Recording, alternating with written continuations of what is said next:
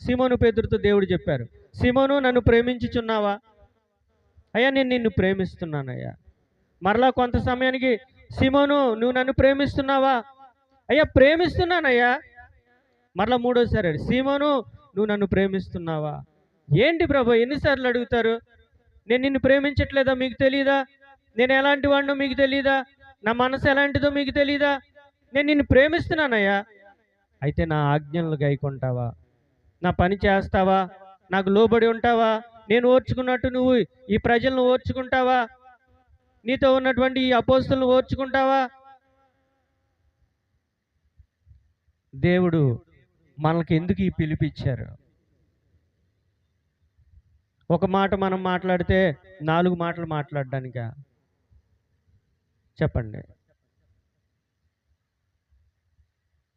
దేవుని మనస్సును మనం అర్థం చేసుకుంటామని.